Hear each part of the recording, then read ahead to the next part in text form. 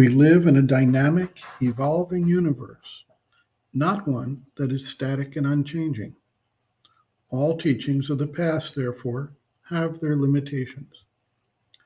In his essays on the Gita, Sri Aurobindo reminds us that all scriptures have both a temporal element specific to their time and their circumstances, and an eternal element which speaks to the principles or truths of existence and are not limited by immediate societal ideas or norms.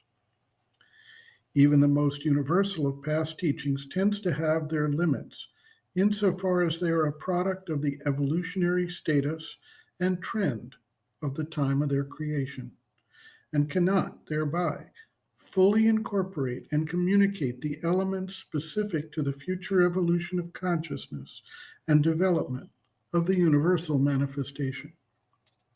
It would be relatively useless for them to focus on concepts and directions that have no obvious basis in the time and social development in which they arise. It is therefore essential that the practitioner of the integral yoga, with a goal that transcends the specific directed objectives of many other paths of spiritual growth, understand and be prepared to go beyond the scope and limits of the scriptures of the past, even as due cognizance is given to their aid along the way, and their value as signposts in the long process of evolutionary growth and development. Spiritual realization comes not from a book or a specific teaching, but from experience and a process of growth and maturation. Sri Aurobindo observes, quote, "For the sadhak of the integral yoga, it is necessary to remember that no written shastra, however great its authority or however large its spirit, can be more than a partial expression of the eternal knowledge. He will use, but never bind himself even by the greatest scripture. Where the scripture is profound, wide, Catholic, it may exercise upon him an influence for the highest good and of incalculable importance. It may be associated in his experience with his awakening to crowning verities and his realization of the highest experiences.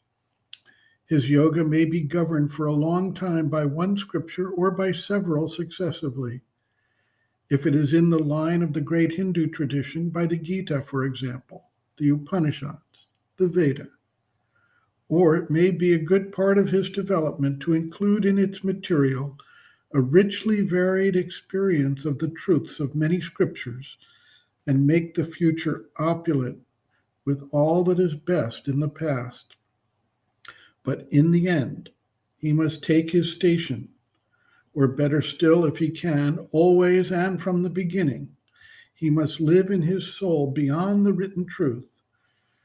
Shabda Brahma Tivartate, beyond all that he has heard and all that he has yet to hear.